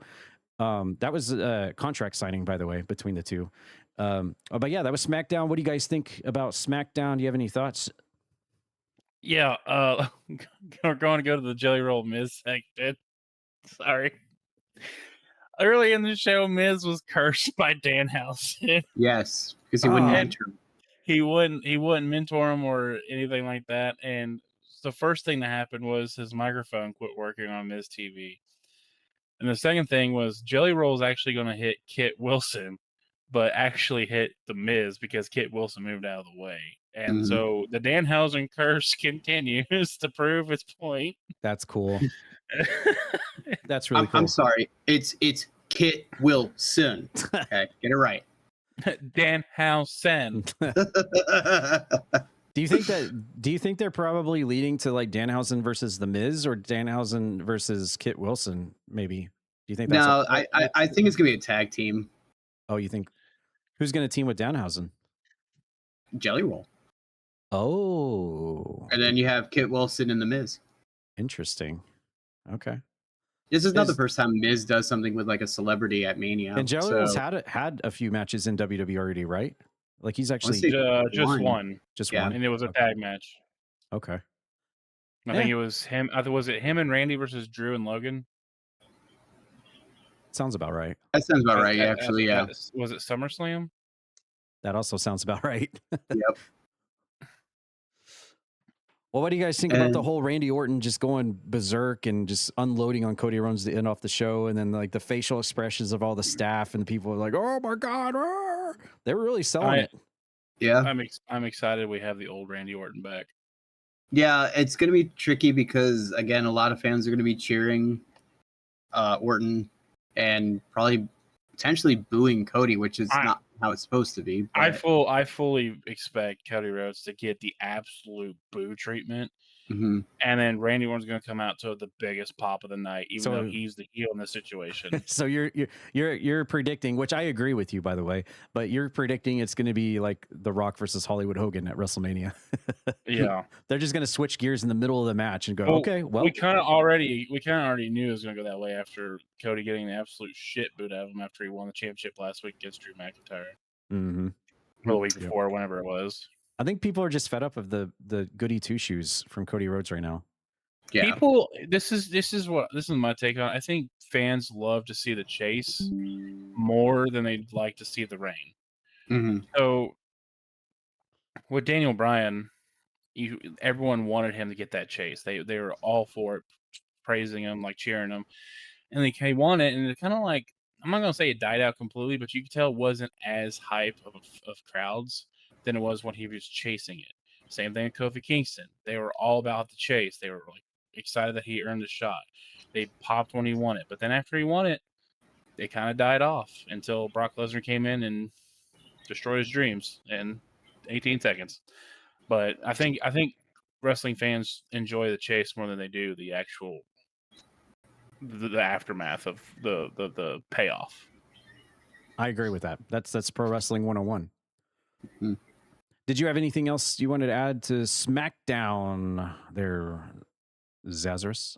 Yeah, actually, just a couple little things. Los Garzas looked really good. That they were saying, I mean, that tag team, like they had him win, I think the AAA tag belts at one point.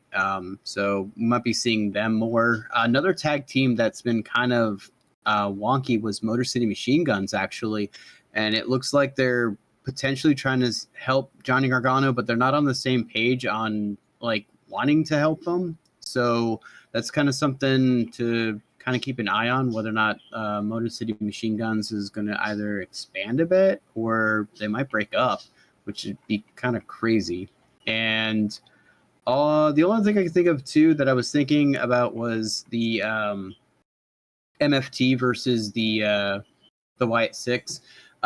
What are the odds of it being a tag team titles lantern ladder match at Mania?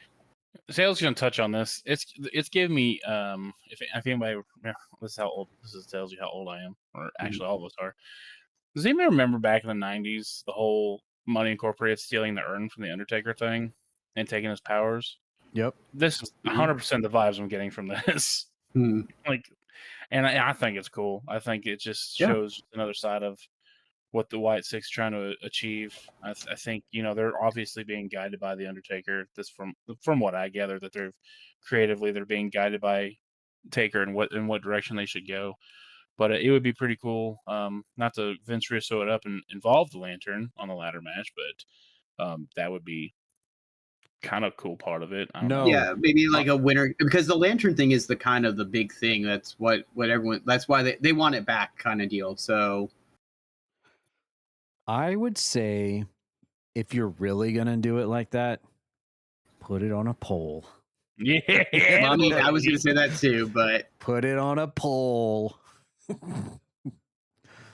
They should put, what's her name? Nikki Cross. Yeah. Put Nikki Cross on a pole. No, at WrestleMania. Nikki Cross on a pole match at WrestleMania. No, to be fair, at WrestleMania, they had the tag team belts, both of them hanging at one point, remember? And it was, teams like had to try to take down each one. So they could kind of have it separated where it's like tag teams and the lantern and kind of go from there instead of it just being one. Gotcha. Hey, you know what? No, I'm not gonna touch that. I found some weird. I went into. I don't know why I'm getting these like really deep, dark web rabbit holes on YouTube. I'm just coming across these videos, but I was gonna bring something up, but I'll talk with you off podcasts about videos I stumbled across about someone. I don't want to bring it up on the podcast. It's a little too hot for us, but look for that at the bloopers. No, I'm just kidding. Yeah, right. Okay, well, that'll wrap up our WWE review for this week's podcast. And by the way, it looks like the whole Tiffany Stratton thing, they might be gearing up for Tiffany Stratton versus Julia for the U.S. title at WrestleMania as well. Okay, just wanted to add that.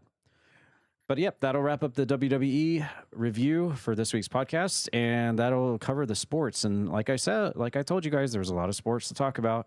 But we're going to end off the podcast with the world of Croakitoad and Twitch.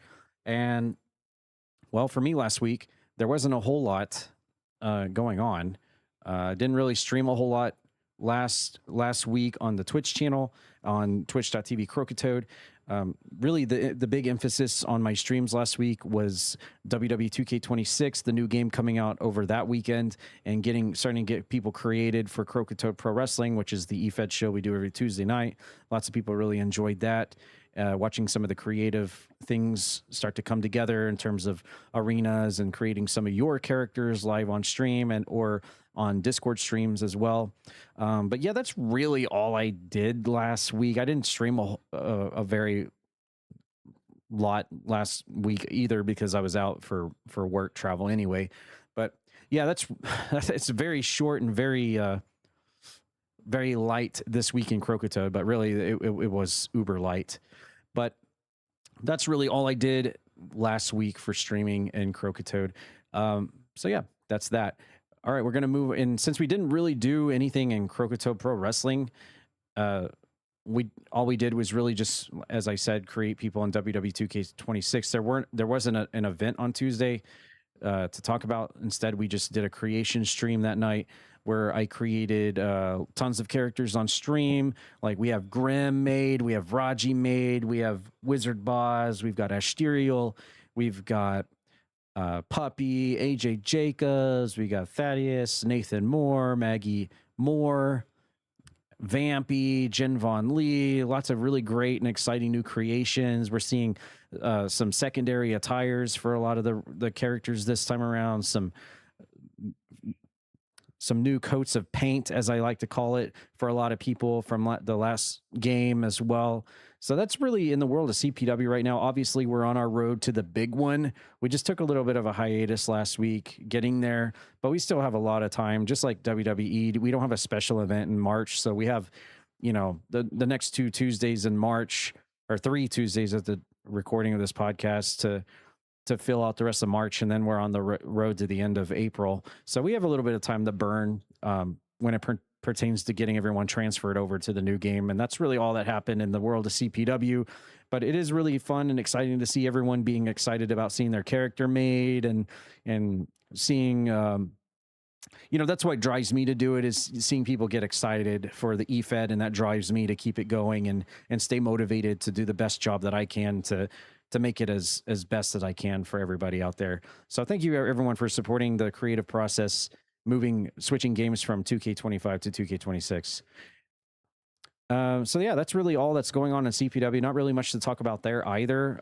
Hopefully we'll have an actual show this Tuesday. And so on podcast episode 4, we'll have a CPW to talk about results wise and everything, on top of some of the new creative things that were being seen. By the way, I'm not trying not to show everybody everything because I don't want to spoil everything, but yeah, there's going to be some pretty fascinating characters coming up on the new season of CPW. And that'll wrap us up to the last segment of our podcast. We're going to talk about the world of Croakitoad as a community and reveal our streamer of the week. But before we get to that, we're just going to talk about kind of give a little bit of shout outs to some of the streamers collectively streaming in the Croakitoad Gaming stream team. By the way, we're going to drop some shout outs to Q the Stupidity, who recently joined the stream team, who has been streaming a little bit, doing some Tomb Raider with her boyfriend and guiding him through the ropes. He's a first timer to Tomb Raider, and she was kind of playing with him in a collab stream earlier today, as a matter of fact, and recently joined the stream team. Also, shout out to Liz the Lefty, who's been playing some Pokemon lately. Also a new member of the Croakitoad stream team on Twitch. Glad to have Liz as part of the team. One of the biggest and most consistent moderators for the OG Brad Vickers stream over there. But yeah, we'll just kind of briefly go down the list here. Burnsy, of course, always consistent, playing lots of Resident Evil, and as it pertains now, has been playing a little bit of Ready or Not, actually, but kind of a variety streamer. Scorpios as well, playing some DayZ with his buddies, his mates, if you will, always on that multiplayer grind. We also had Indo Girl as well, touching into some more of that WWE 2K26. We had Lucinda still working on that, working on those Resident Evil Requiem achievements. And by the way, I got to hang out with Lucinda and her husband Necro over the weekend on Saturday. And fun story, at the competition, Necro was in charge of deciding, well, we had the judges saying it was a good or bad lift, but Necro was the one that got to input whether it was a good or bad lift into the computer programming. So the lifts were in his skeletal hands. Nice to see Lucinda and Necro over the weekend for, I believe, the 3rd time in person. Wonderful people. Glad to have met them on Twitch. Of course, RE Kitten celebrating her cat's Riku's birthday last week, and also celebrated her Twitch affiliate anniversary, I believe, on last Thursday. So shout out to RE Kitten on her affiliate anniversary and her cat Riku's birthday. She was doing an affiliate stream there. We also had over the weekend as well, we had another birthday on Saturday. It was Celestia celebrating her birthday as well. So if you see her, give her a late happy birthday as well. And Disco Bunny all over the place, playing a ton of different games. but she was on that Fatal Frame 2 grind, that new game, which I am actually supposed to be streaming right now, but we aren't. So that's actually I know. It's too bad I can't record the podcast and do my live stream at the same time. But yeah, doing that Fatal Frame 2, which I'll be jumping on. The remake just came out, and she's been playing that. Queen Savi, of course, has been really killing it lately in terms of Resident Evil content. She slammed through Resident Evil 4 remake, got through that, and then immediately jumped into Resident Evil Requiem. She's known more for Tomb Raider games and Tomb Raider speedrunning and challenges, but has really dove into the Resident Evil franchise lately and has really been trying to play a bunch of those games. And then Maggie, of course, Puerto Rican Chipmunk, she was streaming Peak through the weekend and through the week. She's trying to go for some more of those badges on Peak, specifically the Antland badge. But as we all know, some of those Peak badges are pretty tough to get. So Puerto Rican Chipmunk's still on the grind to add some more badges to her collection on her vest, on her character there. And of course, we had Zazarus streaming. Oh, wait, no.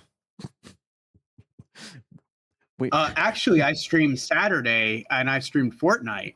Oh, you did. I was making. I was gonna make a joke, and then as you said that, I remembered. Oh yeah, I did see you stream. It's okay. Yeah. Ooh. Yeah, we had Zazarus. What about that Jeremy person though? Did Jeremy? Oh yeah, and we had Razorback Hitman streaming over the weekend as well. Oh wait, no. There you go. I actually streamed WoW. Okay. I'm not gonna make the joke anymore. Everybody streamed. Okay. And it's funny. Shout out. Every time I stream, I think it's because of this team page. I always see Lucinda dropping by and lurking. Not to call out a lurker, or anything, but that's what I've noticed. And I was like, okay, nice. That's how we should always be. Support our team members. Exactly. Except for Croakitoad, who didn't stream over the weekend, by the way. Yeah. Oh my God. What a jerk. Exactly, right? Wow. You know what? If I could do an IRL American Trucking Simulator stream every weekend, I would do it. Yeah, you would. But you won't. But I won't. And I'm trying to see if there's what else was I going to shout out here? There's someone on the tip of my tongue. Now I can't. Was it Queen? No, I already covered her. I can't think who it was now. Oh wait. Hold on. I had it. Oh, right here. We had Silent Echo 1999, otherwise known as Sarah. She was also playing some Legend of Zelda and Spyro the Dragon. Lots of Spyro the Dragon. I saw her playing some Spyro the Dragon at the end of last week. And also getting through Pac-Man World 2 on PS2, playing lots of retro games there. So, sorry, I didn't want to leave anybody out. And, of course, last week's Streamer of the Week was Monica Denizen, who came back after a little bit of a hiatus and got through Resident Evil Requiem, and really happy to have Monica Denizen as Streamer of the Week last week. But it is a new week, and now it is time for a new Streamer of the Week. And we're going to reveal that right now, unless I missed anything else on the podcast format. I think that's what we're left to do, is Streamer of the Week and the Clip of the Week. No, I think we're on track. Okay, yeah. So this week's our third ever Streamer of the Week is going to go to the aforementioned R.E. Kitten. Hand claps. There we go. Hand claps to R.E. Kitten 137. Twitch.tv R.E. Kitten 137.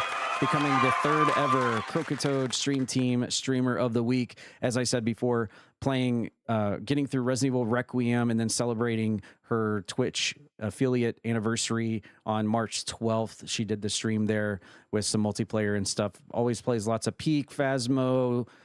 Used to play a lot of DBD and got through Resident Evil Requiem. Obviously a big Resident Evil fan as well. So congratulations to R.E. Kitten on becoming the third ever Croakitoad Stream Team Streamer of the Week. And with that being said, we're going to play a clip from her Twitch channel, a random Twitch clip from R.E. Kitten's channel.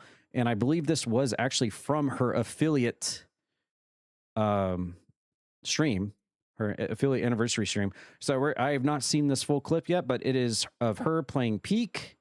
She loves making Peak jokes while playing with her friends. and we'll see what kind of nonsense RE Kitten was up to celebrate her Twitch affiliate here on this clip. And by the way, if you're watching on, if you're listening on Spotify or Apple Podcasts, we actually have the video to be played here. If you're watching on YouTube, I don't know if it'll actually play on Apple Podcasts or Spotify as a video. Maybe it will, but it does play on Spotify as a video. Okay, well, if you're listening with your ears, direct your eyeballs to what you're listening to right now, and you will actually see the video pop up. You didn't see any of the trailers earlier. That's all audio only, just to clarify. But this clip, every time we play the clip, you will be able to visually see this. All right, but here is the clip for this week's Streamer of the Week. I'm trying, Zodiac. You're fucking dying, dude. Oh no.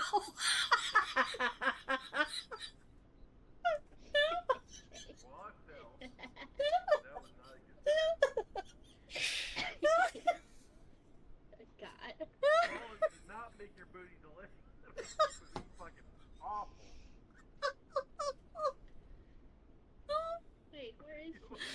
Fucking Zodiac, you're killing me right now. I know. Are you okay? Well, there you go. Peak's always a fun time when you see other characters fall down the side of the mountain and to their death. I've had so many clips of mine personally that have gone on to be really amazing clips, especially when it involves Roxas. But just seeing people fall off the side on Peak is always a good time, and she absolutely lost it there. And also a shout out to Puerto Rican Chipmunk, who we saw there on the clip, standing on the rock, a fellow streamer and aforementioned streamer of the Croakitoad stream team as well, who also plays lots of Peak as well. But there you go, RE Kitten, Streamer of the Week and Clip of the Week. That will wrap it up with everything for this week's Toad Talk. And I guess we'll pack it in unless you guys got anything else to add here at the end. Okay. Well. Okay. And I guess, yeah, that was something. I guess that was something. Well, you never know what to expect when it comes to RAJI. Well, we should be expecting that. That's kind of a given. Yeah, true. All right, guys, we'll see you next weekend for episode 4. We'll have a lot more sports to talk about. We'll have more WWE to talk about. And of course, if anyone out there, and let me just reiterate this, if anyone out there has anything you would like for us to talk about, cover, interact with, just please let us know in the comments. Let us know in the comments if you have any suggestions on the podcast format. I know this one went a little bit longer than episode 2, but we had a lot of sports to talk about and cover, lots of in the world of professional wrestling. But yeah, if you would like for us to cover any new games or movies or trailers or anything like that, please post them in the comments or in our official Discord server at Croakitoad and hit us up. Let us know. We'll definitely cover and check out anything you would like for us to bring to the table. But yeah, thank you guys so much. And please be sure to like, follow, and subscribe for more. And we'll see you next weekend for podcast number 4. Thanks everyone for listening. It's here. Oh my God. It's here and it's there and it's went away.